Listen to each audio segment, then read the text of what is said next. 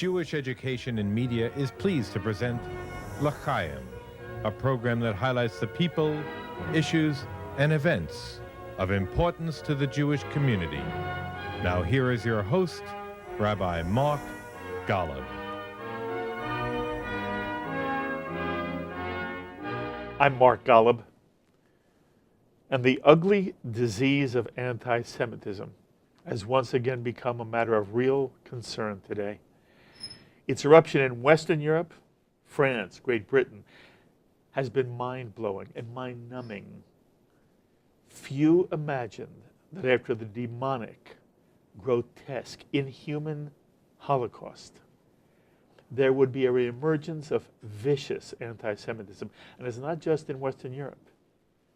It's in Eastern Europe, Scandinavian countries, South America, even in Africa. Only we in the United States have been spared any serious expressions of anti-Semitism. But certainly, all people of goodwill have to be concerned with the hideousness of anti-Semitism in places around the world, and in some way, anti-Semitism can be seen as an expression of a more general cancer eating away at the fabric of our society. There are other expressions of pure hate, which we too here in America are witnessing. And perhaps saddest of all, ideological hatred is causing rifts between once good friends who no longer speak to one another, and even within families. It's a very, very upsetting time we live in today. Thankfully, there are those in our community and our world who are profoundly committed to addressing issues of anti-Semitism and of general bigotry. And I am honored to introduce you to one of these heroes who's devoting much of his time and energy to helping to craft effective responses to the blight of anti-Semitism and of bigotry. I am pleased to introduce you to Steve Israel, who served for 16 distinguished years in the United States House of Representatives as a congressman from New York's 3rd District, which includes portions of Nassau and Suffolk counties on Long Island, and a portion of Queens. And Steve had a major role in Democratic politics during his term in office. Currently, Steve Israel is a distinguished writer in residence at LIU, Long Island University. Steve is the author of a satirical novel entitled The Global War on Morris. And he's about to publish his second novel, Big Guns, a comic tale about the firearm industry, a small Long Island town, and Washington politics. And in addition, Steve Israel is the chairman of LIU's Global Institute, which will be addressing the issue of anti-Semitism, hatred in all expressions, and how law enforcement can effectively deal with those who engage in violence of any kind. And Steve, it is wonderful having you at this table. I have been aware of your career, and it's an honor to be sitting with you. Thank you for joining us. I'm here not only as a former congressman, but as a big fan of you, Rabbi, and JBS. I watch it from my home on Long Island, and I enjoy the substance, the guests that you have, and now I'm especially honored to be a guest myself here on JBS. My mother would be very proud. I am very, very flattered. There's so much I want to talk to you about. I want to begin by asking you, you are the chairman of the Institute for Global Studies at LIU. What is that? Well, I served, as you said, 16 years in Congress. People don't realize that Congress very much operates like any college or university. First of all, there's an actual campus. It's Capitol Hill. Very rarely did I go off campus. But secondly, members of Congress, basically, you have to pick a major. You have to know more about that one thing than every other thing, and know a little bit about every other thing. And so my major was national security and foreign policy, particularly as it related to U.S.-Israeli relations.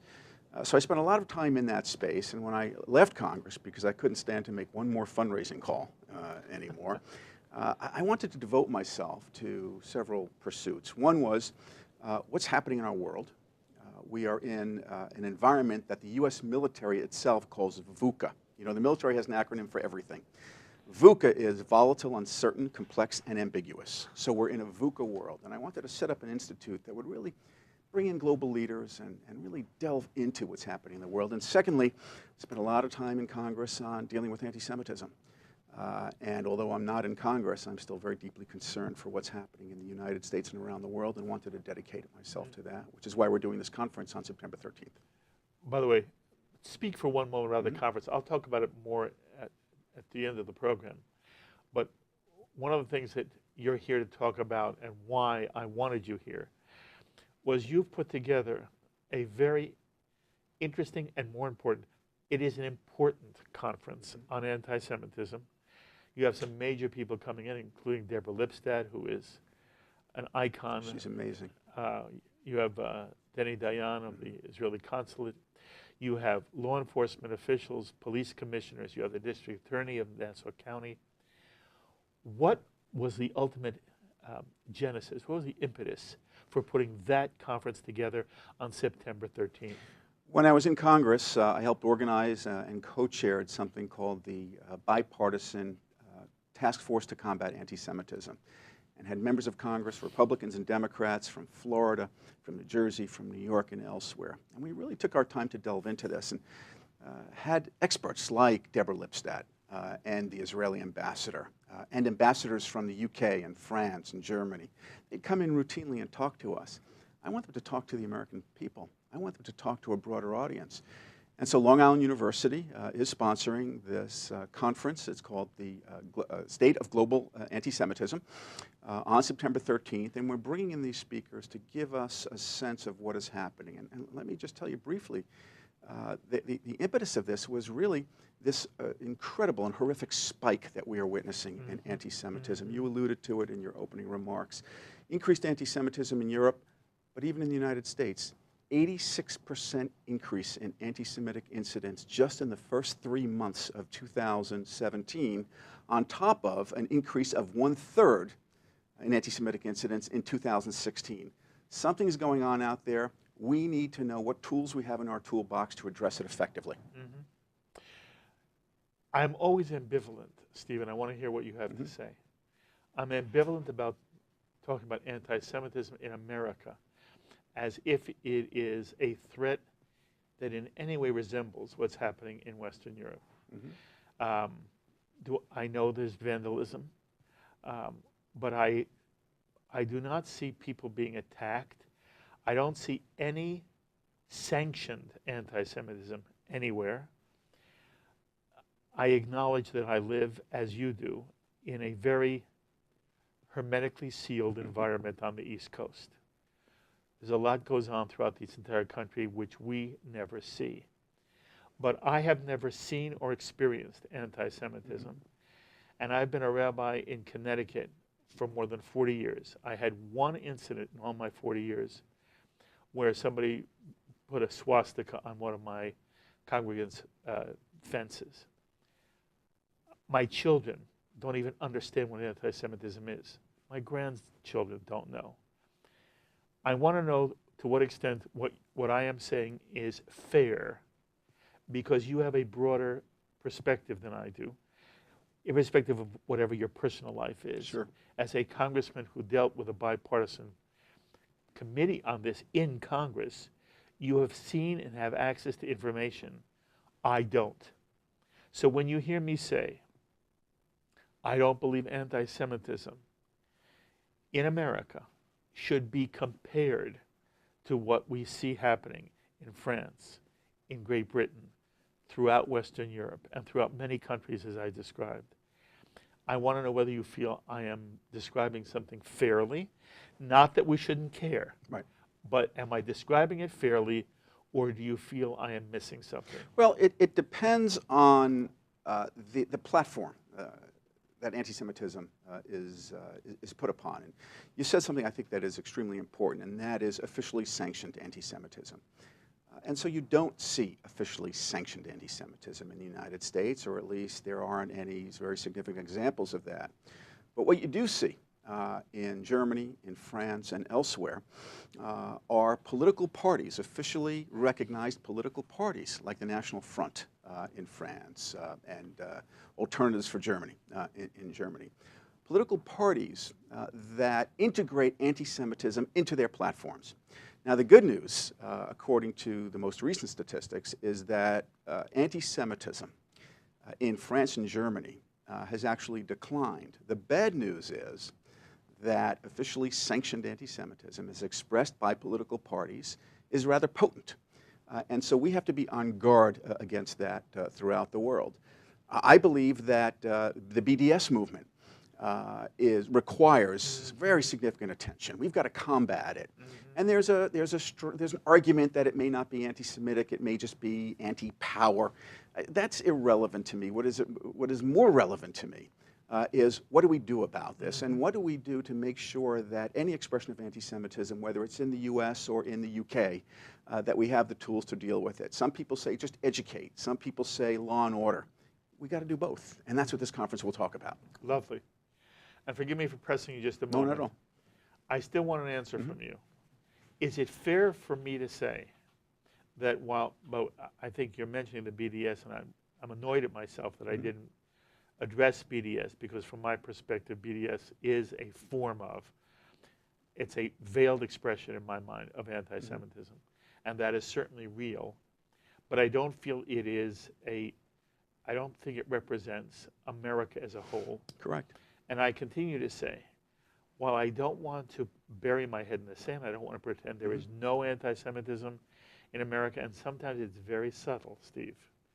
I still don't see it as anything that we can compare to what's happening in Western Europe. Do you think I'm overstating the case? Look, if you look at statistics by the Anti-Defamation League, to the extent that statistics tell the story. I'll tell you why statistics bother me. Yeah. If there was if there was 5 in 2016, understood, and there was 50 right in 2017, right, that's a tenfold. Okay. Yeah. But it's still minuscule, and also what is categorized as anti-Semitic acts are not the same as what anti-Semitism the acts that we see in France. Right. On the streets in France, you can't wear a yarmulke in certain cities. You don't wear a Jewish star in certain cities. Synagogues have to have police surrounding them. That's not America. We do not see that at all. So I think your point is well taken, that you don't see the dynamic of anti-Semitism in the United States that you see in places throughout Europe. But to turn on the television and see Charlottesville and see people marching in the public square who are neo-Nazis, who have swastikas, who gave the salute to Hitler, that is anti-Semitism. Good for you. And we've got to understand that, and we've got to address it, and we've got to stop it from permeating a broader audience. Very well said. By the way, we should acknowledge here, as you and I are discussing, we're taping this basically the day after the weekend there was this hideousness in Charlottesville. I tend to do, I see it in a more complicated way. It's not simple to me, but it is hideous to me. And people may be watching this in a replay, and it may be far later than that. And it'll be interesting to see whether the incident in Charlottesville becomes representative of anything serious in America. I sometimes think to myself, Steve, if nobody had made an issue of this, it's true there would have been a march in Charlottesville. They petitioned for and received the right to hold this rally. Then it created an enormous backlash of response, in many ways absolutely appropriate. But the next thing you know is a march which might have come and gone without incident became an incident that has gripped the country as you and I speak together. My concern is I don't want to see neo-Nazis become something commonplace. At the moment, I think they are a minuscule, irrelevant piece of America. I ask you again, am I being too Pollyanna? I have a respectful disagreement with you on that. Good, okay. Look, before going to Congress, I actually started something called the Institute on the Holocaust and the Law. And we studied the role of lawyers and judges, lawmakers, in advancing the Holocaust. Now, I'm not making a comparison for one moment between Nazi Germany and the United States of America. In Not any for way a second. whatsoever. Not in any way whatsoever. Right. Our research showed that when lawmakers and judges and lawyers and doctors and teachers and educators chose silence, that the vacuum was filled. Yes. And so I perfectly understand the notion that when people say horrific, hateful things, that a response becomes newsworthy. But I believe in this case that that silence is self-defeating. And there's got to be a response of good people. At the same time, we don't for a minute want anybody to believe, because it is not true, that those repugnant views represent anything but a fraction of American sentiment. Well said. And one of the things positive things that came out of this horror in Charlottesville was the reaffirmation that the vast majority of Americans were repulsed by the neo-Nazis and the racists. Yes. And the bigots. Yes. And that sometimes we have to be reminded of how good we are, and sometimes bad things remind us of how good we are. That's lovely. You know, your papers from Congress are going into a library, correct? It'll be the least frequented library in know. history. I don't know. You had a very, as I said before, distinguished Thank you. and creative Thank you. 16 years in Congress. One of the things you dealt with was 9/11. Yes? Yes, sir. And your papers deal with how Congress responded to 9/11.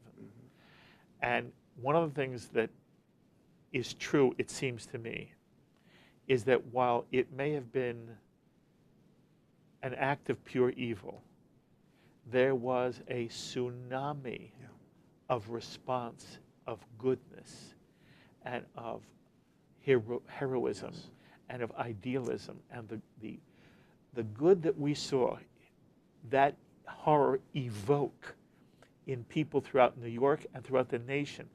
And for a period of time, flag waving wasn't looked at in some kind of negative way that very many liberal people, it's almost unfashionable to be patriotic, to care about the national anthem, to sing America the Beautiful. But for a period of time after 9/11, America was gripped with an idealistic sense of what we are. What you said evoked that in me, because in some way, the hideousness does bring out within the American people a goodness which I believe is America still. And I keep asking you the same question. Am I being too idealistic, or is it something you feel as well? No, I think I've agreed with you that while I believe that there is clearly anti-Semitism in the United States today, that we don't want to, nobody's suggesting that it represents a majority of American opinion. You've got to get it at its roots so it doesn't spread. But on the issue of 9/11, I'll tell you, I think you said something that really triggered a thought. You talked about the unification of the American people after that, and I had just been elected to Congress. I had been in Congress for a grand total of 9 months and 11 days on that day. My biggest meeting before 9 months and 11 days. Are you kidding? No, I'm not kidding. My biggest meeting up to that point was meeting with the highway superintendent in my local town, because I was in the town board, and suddenly I'm in a room, in the cabinet room, with President Bush and Vice President Cheney and Secretary of Defense Rumsfeld and Secretary of State Powell and National Security Advisor Rice. And this is a testing for a new member of Congress, as much of a test as can be administered to anybody. And I was so heartened when I finally was able to make it back home to Long Island to see flags flying on almost every home in my district, and the outpouring of rallies. And the thing that really that does sadden me is this. The night of that attack, I gathered with all of my colleagues on the Capitol steps, all 435 of us. Not Republicans, not Democrats, American members of Congress, and we held hands, and we sang God Bless America. And while the unity of the American people has not disappeared, what concerns me is the unity that we saw that night in the United States Congress, where every one of us was putting our country above our personal view, our geography, our districts, or our party. That unity has disappeared from Congress, and I wish we would get it back somehow. Why has it dissipated? It's dissipated for several reasons. Number one, and these are fairly arcane, I don't want to bore your viewers to death, but one is the process of gerrymandering, which most people don't know about. The fact of the matter is that congressional districts are drawn by politicians to protect politicians. They're drawn to protect, if you're a Democrat, you protect a Democrat. If you're a Republican, governor or state legislator, you're protecting a Republican. The consequence of that is this: of the 435 congressional districts in the House of Representatives, all but 50 are either far to the right or far to the left. And so you have this necessary polarization. There are only 50 that are in the middle, and when you're in the middle, you want to compromise. But when you wake up every morning in fear of a primary from either the far left or the far right, you don't want to compromise. And the second issue is the insidious influence of money in politics. It is why I left the United States Congress. Really? One reason. I mean, I wanted to write books. I love writing. Wrote one novel, have the second one coming out. I wanted to spend more time writing and less time fundraising. The amount of time that members of Congress are forced to spend raising money, the influence of lobbyists and political action committees is nefarious, and our system is fundamentally broken in large part because of that influence of money in politics. And you're saying this is a bipartisan problem. It is absolutely a bipartisan It's not about problem. Democrats or Republicans here. It's the process overall. No. You know, I would hear all the time from my colleagues, Republicans and Democrats, I hate having to raise money. I'm humiliated having to raise money. I can't stand another cocktail party raising money, and I can't bear to make one more fundraising call raising money. But I've got to raise money because my reelection depends on it. And so we need structural reform. I'm not talking tinkering on the edges. We need structural reform of the American political process, and it begins by making money less influential in our system. Is that possible, Steve? It's possible by doing some controversial things that would actually make the system fair. So if you were God, small g. Yeah, I'm only in mid-level management. You too. And you were able to devise some kind of system, what would you change that exists now? And don't tell me what you'd eliminate. I won't tell you. Tell me what you'd replace it with.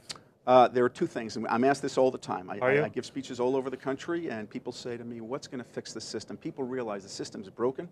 The vast majority of Americans don't think democracy works. We are in a dysfunctional environment. So people say what you just asked. Well, how do you fix it, Congressman? Two things. One, eliminate partisan redistricting. Just have a national commission that draws districts not based on whether you have to protect a Democrat or Republican, but based on the number of people that are in a congressional district. Who would That's do that? number one. You can create, we have federal commissions for communications. We have federal commissions for almost everything under the sun. You create a federal commission on congressional redistricting every 10 years.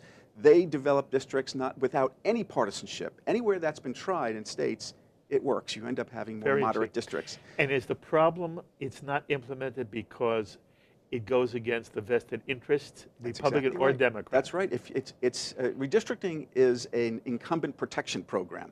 The Constitution of the United States of America requires that every 10 years we do a census, and based on the census, we draw congressional districts to ensure that there is a roughly equivalent number of constituents in every district, whether it's Idaho or New York. That has become an incumbent protection program. If you have a political redistricting process in your state capital, you go up to the state capital and you talk to your governor or your friends in the state legislators and you say, here's a map I've drawn. This is the perfect district for me. It has 75% Democrats or Republicans. Give me this district. Well, the consequence, as I said before, is if you've got a district that's been drawn to protect Democrats or Republicans, you're going to be pulled further to the left and further to the right. And the second thing I would do, very controversial, but it will solve the problem, is I would have public financing of all congressional elections. Now, people say that is welfare for politicians. Well, guess what? Right now, the welfare from politicians may not be public, but it's coming from big corporations and special interests. So if we have public financing of elections, it is the people who are investing in elections and democracy, not the special interests. And why doesn't that happen? Again, well, first of all, there is a cost to it, but the cost would be far less if you don't have to support all of these appropriations that are going to all these special interests that contributed to your campaign. So there's the cost, and also there's this very unpopular view that, well, if the public is going to fund elections, it becomes a very expensive system. I promise you, Rabbi, it is a heck of a lot cheaper to have public financing of campaigns than continue to allow political action committees and massive lobbies to put unlimited amounts of money into our polluted election system and try and buy votes from members of Congress on things the country doesn't need. You were in Congress till 2017? January 3rd, 2017. Okay. So if I had spoken to you in 2016, would you have said the same thing? Absolutely. Absolutely. I wouldn't have said it until after my first week in Congress. I was elected in 2000. Get down to Washington, 2001. There was orientation for all the brand new members of Congress. I am like Mr. Smith Goes to Washington. This has been my dream since day one. I am Jimmy Stewart. I am a Jewish Jimmy Stewart from the suburbs of Long Island. My eyes are wide open, you know, and I go in and we have this orientation and we go through this series of briefings from our colleagues, and both Republican members and Democratic members, these new, you know, freshly scrubbed, wide-eyed, idealistic members of Congress are told, you got to start raising money. If you don't raise a certain amount of money every week, you're not going to get reelected. First thing you're told. And well, that was one of the first things we were told. And so I would have said this to you if you had invited me on the program back then, after my first week. Okay. And you already said that you hear colleagues complain how they hate the fundraising process. Yeah. Would they have the courage to say what you're saying? I don't hear it. Well, I do hear it in some places, but you don't hear it on a retail basis. Because? Well, because why is your voice in the wilderness? That system, well, because I've left. But I said to you, would you have done it while you were still in office? You said yes. Yeah, I was critical of it. But are you freer now to say this than you would have been while in office? Oh, because number one, I don't have to worry about my donors. I don't have to worry about those contributions. I did a piece when I left Congress that was quite controversial. It appeared in the New York Times, and it was called Confessions of a Congressman. And I actually documented the amount of time I spent as a member of Congress on fundraising. I remember the piece. I raised $20 million for my own elections on Long Island. $20 million. I spent over 5,000 hours on phones asking people to contribute to my reelection. I ate over 1,000 soggy egg rolls at various cocktail parties. Under that system, I did not have the time that was necessary to think about rebuilding middle-class paychecks, building infrastructure, supporting Israel. If I was in a cubicle calling donors for money. And so that influence of money has got to be reduced. It'll never be eliminated, but it's got to be reduced. What about term limits? Would they help or not? I don't think they will help because, first of all, we have term limits. Forgive me if this sounds flippant, but we have term limits. Every 2 years, you have to go back to your voters and ask if you get rehired. Although the argument is those who are incumbents have a great advantage over those who are trying to de-seat the incumbent. So it's fascinating. That argument, I think, has actually been, the strength of that argument has been reduced by the new reality of super PACs. So you can have, I had 8 terms in Congress. If I consistently voted against oil company subsidies. If a big oil company came in and said to me, we want you to vote for our subsidies. We get $40 billion every 10 years, and we're the richest companies on earth, so we want you to vote for our subsidies. And I said no. Despite my 8 terms in Congress, they could have spent any amount of money they wanted, coming into my district, running all sorts of ads and commercials to knock me off. So the argument that incumbents, have this advantage, yes, they have an advantage, but that advantage is actually being reduced by the new reality of politics. Okay, but while you call an election every 2 years a form of term limit, It's not the same as saying you may No. only serve for, as the President of the United States, Right. may only serve for 2 terms, period. Should there be a term limit on how many terms a congressman or senator? I don't think you should take that choice away from people. If they like the job that their member of Congress is doing, they ought to have the right to return that member of Congress. There are Congress, now more than ever, it needs some smart and sensible people willing to meet in the middle. You have term limits, you're actually going to reduce the number of smart and sensible people willing to meet in the middle. So I just think it's an arbitrary and maybe popular view of reform, but it will do nothing compared to taking money out of politics. Okay. Actually, it will maximize money in politics, because if you have a 6-year term, that means every 6 years the special interests get to buy another seat. You do know that Congress has a horrible approval rating. Yes. That the American people do not respect Congress as they used to, and that means Congress men and women. And do congressmen and women, do they care? Sure. Do they care? Yeah, oh, absolutely. It is what drives every member of Congress, is people like me, right? Yes, but forgive me. Right. You know, like me is different than respect Congress. And that's one of the points I was going to make. The job approval of members of Congress right now hovers somewhere between North Korea and head lice. That's where Congress lands. But we say it as if it's funny. No, it's true. But it's not funny. It's got like 9% approval. It is a tragedy. It is a tragedy. The polarization here is this. Most people hate the Congress. They tend to like their member of Congress, right? So they hate the institution. It's a laughable institution. You know what? My Congressman, Mr. Israel, he got me my veterans benefit. I saw him at the Rotary Club. I see him at the parade. He's okay. And so while Congress has an historically low job approval, most people are comfortable with their member of Congress, and that explains why what's happening is happening. Okay, one more question in this area. You were basically a macher in the Democratic Party. I was the head of the Macher caucus, actually. So you also worked with Nancy Pelosi? I did. Okay. Yeah. To what extent do you think, if Nancy were here and she could speak as honestly as she could to you in the cloakroom, to what extent would she agree with you, or would she argue for a different perspective?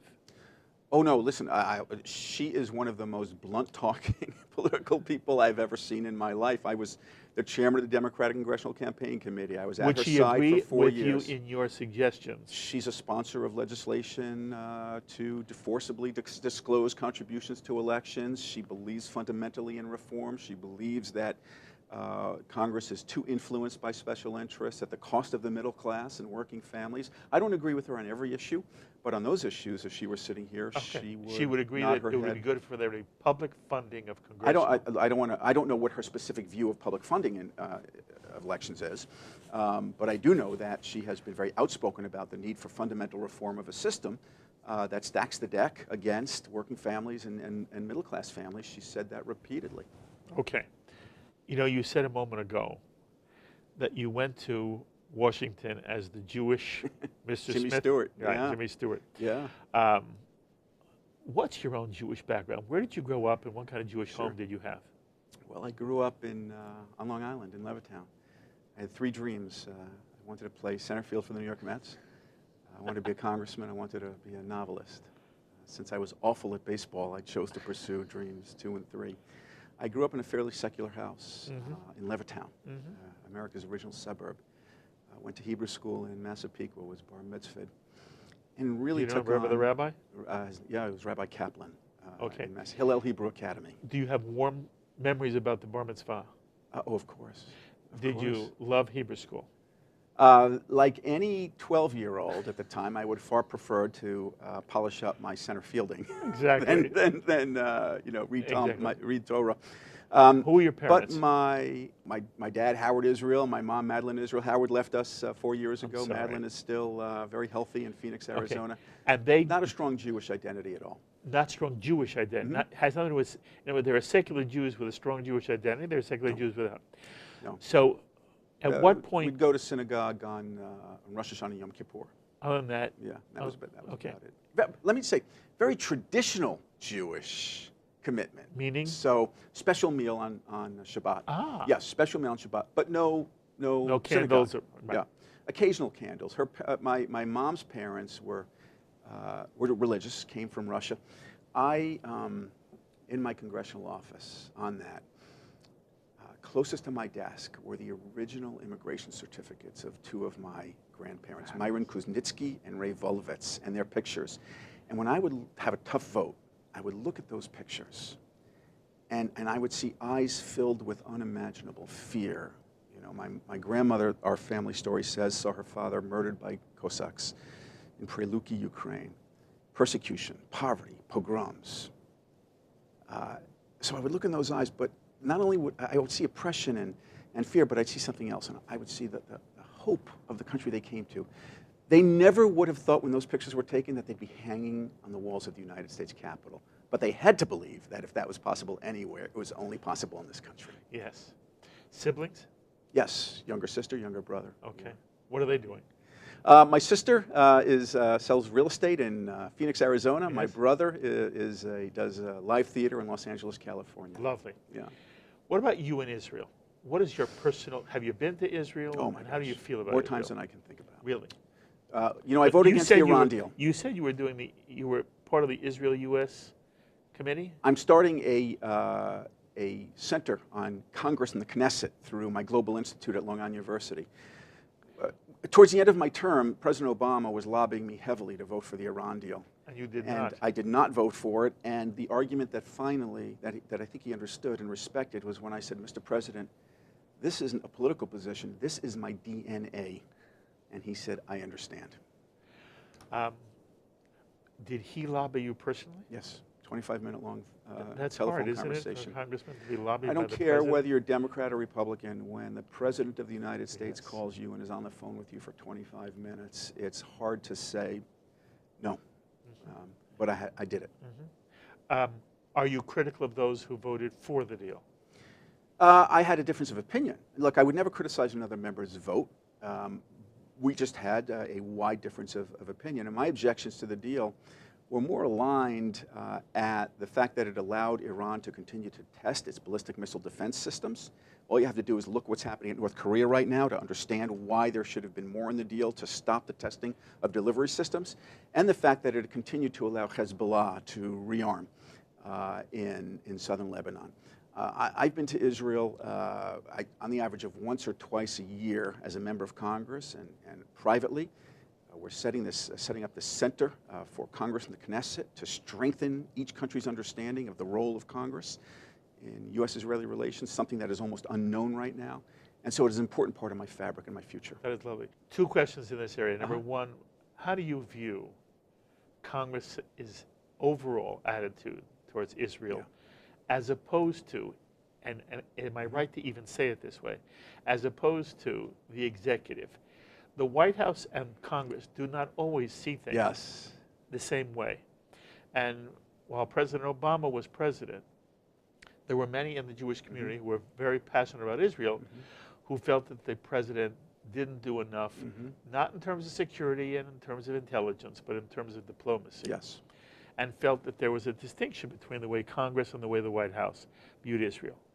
I'm asking you, number one, what's your sense of where Congress is, and how does it relate to where the Obama administration was, and now we're meeting during the Trump administration? I'm asking about the executive as you see it. It's a phenomenal question. I'll answer it in two ways. First, people often misread and misunderstand the role of Congress versus the White House. There's this perception that the White House drives U.S.-Israeli relations. Wrong, wrong. And that perception is rather widespread in Israel. It is Congress that funds every single part of the budget in U.S.-Israeli relations. It is Congress that appropriates funds to Iron Dome, David Sling, the Arrow Project. It is Congress that actually drives many elements of U.S.-Israeli relations. And so there has been a historic misunderstanding of the role of the White House versus the role of Congress. Now, policy may originate with the president, but it is Congress that has the final say. I learned that lesson in my first 2 weeks in Congress when Ambassador Ivry, Israel's ambassador at the time, came in to see me. I said, Ambassador, my name is Israel. I started a pro-Israel political action committee. I worked for the American Jewish Congress. You're wasting your time with me. I'm good. And he looked at me and he said, hey, Congressman, here's what we've learned. The most we can get from a president is 8 years. But these days, the most we can get from a member of Congress is about 30. And that's important to understand. Secondly, with respect to the view that Congress has towards Israel and the view that the White House has had to Israel, I've been very critical of the former presidents, the optics of the relationship with Israel. Right. And I thought he did himself a disservice because there was the sense that the relationship had deteriorated badly, and it did on the surface. But as you said, and as Bibi Netanyahu has said, the intelligence and military relationship between the United States and Israel, right? Never closer. Yes. Never closer. When the first rockets flew from Gaza to Sderot, it was President Obama who immediately said to Congress, I need $225 million to fund Iron Dome. And we did it. President asked, Congress complied. And so on those critical issues, I thought he did a very good job, and I think Prime Minister Netanyahu would disagree. But I was very critical of the style of the relationship, if not, and not the substance. The current administration, it's too early. I think, you know, whether you're a critic or a supporter of President Trump's positions on Israel, I think it's fair to say it's too early to say. Fair enough. You know, it's yesterday. Yeah. Yeah, you're absolutely right. And so we have to judge his administration not by what he may tweet or what he may say, but by the substance of the relationship. Excellent. I would imagine being a Democratic congressman who was critical of the president made it hard for you in some way. You know, I was elected to Congress as somebody who was right of center on national security and foreign policy issues. I am and have been a conservative Democrat on those issues. I'm left of center on things like the environment and women's rights and the LGBT community and the need for investments in education. And that has always been my value. That's always been who I am, and I don't think anybody in the White House was ever surprised with my consistency on those issues. I was a Democratic leader in Congress. I chaired the Democratic Congressional Campaign Committee.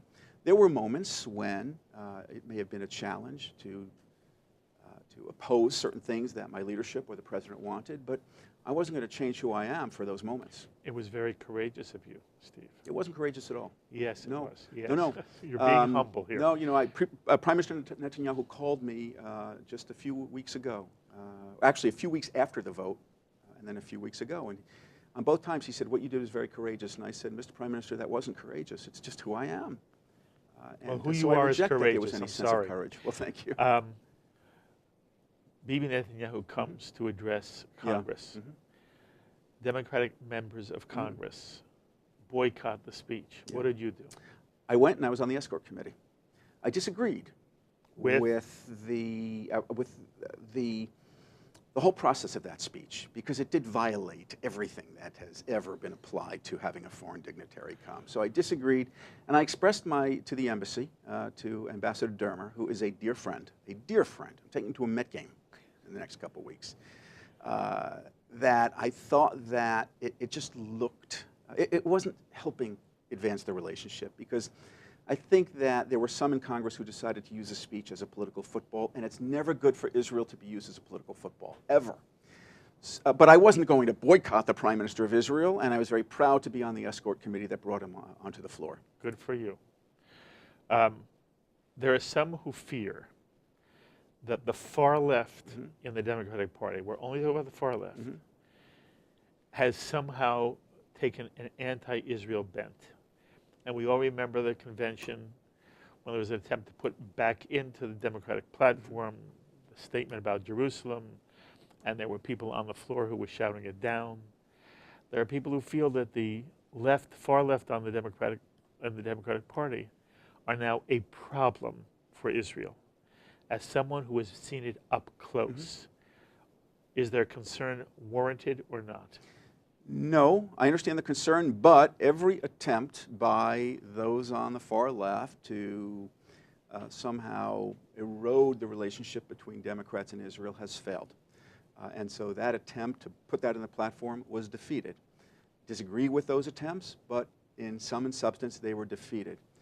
And secondly, Rabbi, I think that Jews and pro-Israel activists are disserved by the argument that the alt-right or the far left is strong. I'd rather talk about the bipartisanship of the mainstream.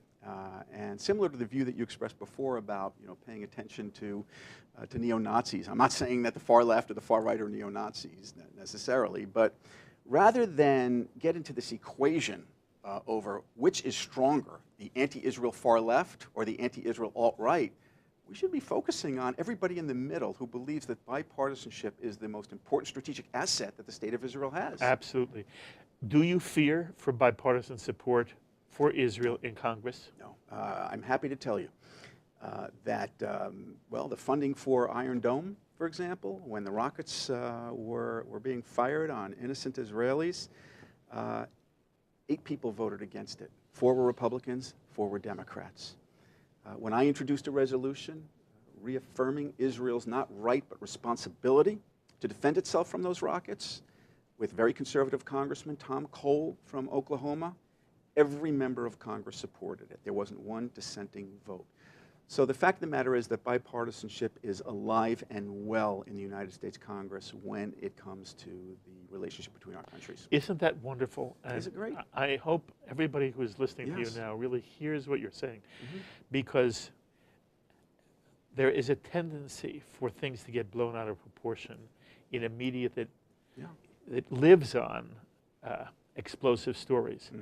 And so very often in the Jewish community as well as on the general scene, there's a tendency to exaggerate an issue that is not there. Why do we do this? Why do You're we a rabbi. You should know this answer. Why do we? Well, part of it, I think, is the media. They're just interested in sensationalizing negativism, not JBS. But our brains are being reprogrammed, to focus on controversy and what separates us. We're better off focusing on what unites us. What's your hope now for where America goes? Again, we mentioned this already. We are meeting right after a very upsetting weekend in Charlottesville. And there are people who, you heard me say, there is so much personal animosity of a partisan nature. If there is bipartisanship in Congress over Israel, at least, there seems to be more partisanship among people, even within the Jewish community. People don't talk to each other. They don't listen to each other. They don't want to hear what somebody else has to say. And they always argue for free speech, but they mean only the free speech they are uttering. It's amazing to me. What's your, as you look at the landscape and you're now able to step back after 8 terms in Congress, how do you view America? And I'm asking you also as a Jew, you're also passionate about Israel. You have a sense of where American Jewry is. I want you to separate the answers. One, how do you view America in this issue, and how do you view Jewish life today? Well, thanks for 2 wonderful questions. On America, I did a ton of research in my last 2 years in Congress that explains why we're in the political condition we're in. And a lot of what you see right now, the vitriol, the polarization, the marches, is a function of a unique, an unprecedented convergence of pressures on voters that have them angry. The economy is changing radically in front of people's very eyes. There's still a trauma about 2008. We have a complete breakdown of faith in institutions across the board, not just government, but sports, and with all respect, religion and Wall Street and banks. People are afraid. They turn on TV, they see beheadings. They're afraid to go to a movie theater because they may get shot. And there's finally this sense that democracy, it just doesn't matter anymore. You put all those things together, and people are anxious, they're angry, they have a sense that the next generation is not going to do as well as they did. They're pessimistic, and that's why you get the views that you do. What's the answer? America has to reinvest in the middle class again. That's what we have to do. Invest in the middle class. People become more prosperous and mobile, they become more tolerant and willing to listen to different opinions. When they're angry, they become more closed-minded. And with Israel, we have to continue to fund its ballistic missile defense programs, and I'm happy to say that Congress is doing just that. Okay. You touched on something, and I can't let you go without giving me your opinion. And I don't know where this will be when people see this, when it's shown over and over again. But as you look at the North Korean situation today, which you referenced, do you fear we're going to go to war? Did we make a horrible mistake in the Clinton administration when we made a deal with North Korea? Ostensibly, they were going to kill their nuclear program, and they didn't. Look, no administration, Republican or Democrat, has the benefit of a rearview mirror when it's making decisions. Republican, George Bush, Ronald Reagan, Bill Clinton, Barack Obama, you make the best decision you can based on the context of the times. And I refuse to criticize a Republican, as a Democrat, a Republican administration's judgments at a time when they may not have had as much awareness as they do now. Yes. Having said that, we are as escalated as we have ever been. I had just been to North Korea before leaving Congress in October, to the DMZ, and did a lot of work on this. We don't need necessarily to go into a nuclear conflagration. We do have other options. One that I believe in very strongly is building up our ballistic missile defenses to the extent that Israel has them, cooperating on Israel. This could be an incredible opportunity for cooperation of new technologies. Iron Dome cannot be applied to protecting us from a Korean missile, long-range Korean missile. But the elements of its technology need to be further researched. We need to do a crash research and development program so that if Kim Jong-un believes that he can force our hand with a nuclear missile, the answer is, no, you can't. We are impenetrable. Very hard to do, but every day we delay is another day that's too late. So we should be focused on that, continuing to build out our international alliances and pressure China. Okay. If you were still in Congress, would you argue with your constituents, if necessary, America simply has to learn to live with the nuclear North Korea? No, that's not an option. It is not? Absolutely not an option in my view. Not an option in my view. Even if it requires military, some kind of military response? Well, the question is, what's some kind? And we have a lot of tools in our toolbox. And I'm not, look, I think that the president disserved himself and the American people and the military by tweeting and engaging in these bellicose statements. We'll see whether I'm right or wrong. But I believe that what we need to be doing is taking cards away from Kim Jong-un. And there are ways to do that without necessarily advocating a nuclear conflagration. We have all sorts of capabilities. Military doesn't have to be nuclear. Correct, correct. We have other capabilities. And at the end of the day, Kim Jong-un, you know, we're talking about attacking North Korea. What we really need to do is attack Kim Jong-un's thinking. As a military historian, I'm guided by that famous Sun Tzu line, know your enemy. We don't necessarily have to attack North Korea before we attack the thinking of Kim Jong-un. And his thinking is, he doesn't have to strike at the United States or any of its allies with a nuclear weapon.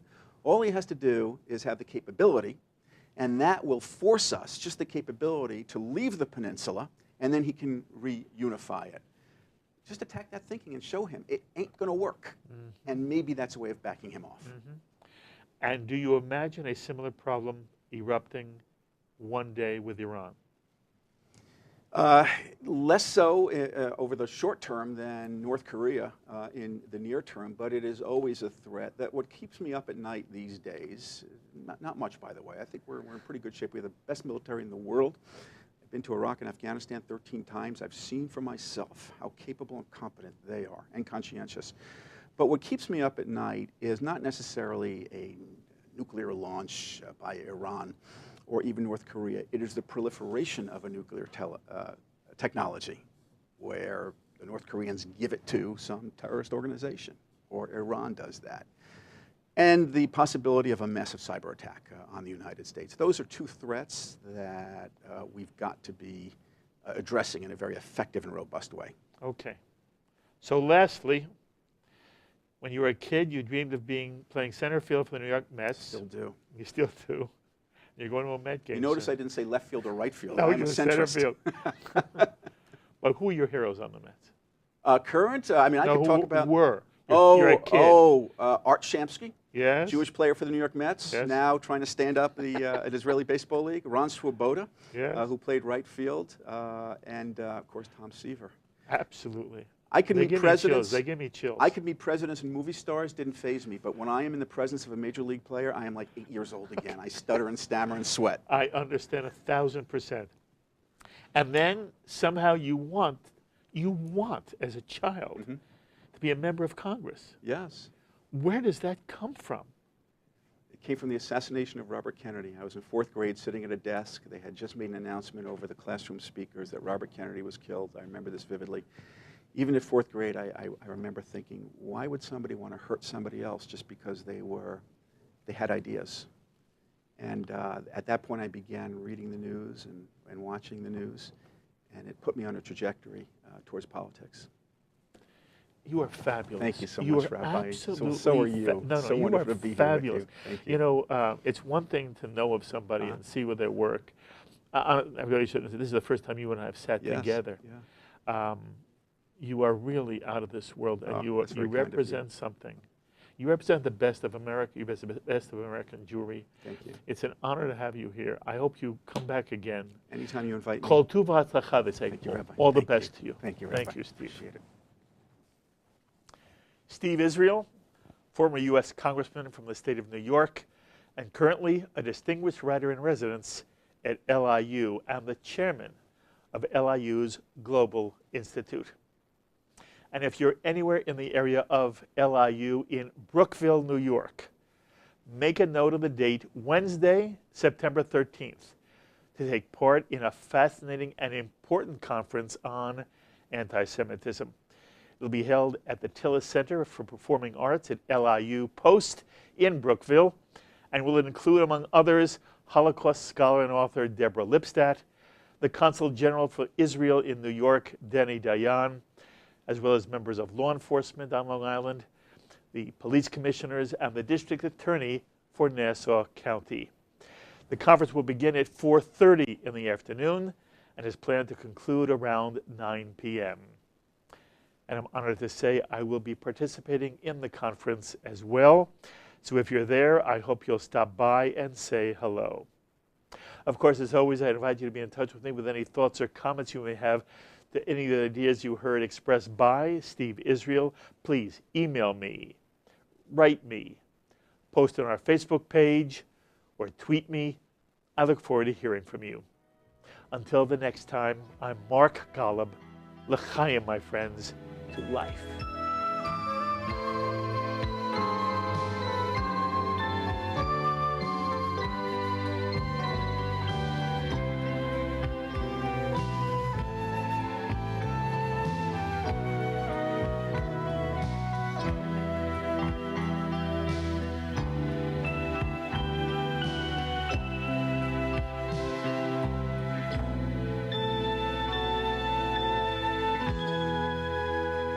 L'chaim is a presentation of Jewish education in media. We would be pleased to send a complimentary DVD of this program to anyone who wishes to support JBS, the Jewish Broadcasting Service, with a tax-deductible gift of $36, double chai or more, to the nonprofit organization Jewish Education in Media. Simply visit the JBS homepage and click on the Donate button to make a donation by PayPal or your credit card. And please indicate the program for which you would like a DVD. Or you can send your tax-deductible check made out to GEM, Post Office Box 180, Riverdale Station, Bronx, New York 10471. And again, please remember to indicate which program you would like to receive with our compliments. And we thank you for your kind support.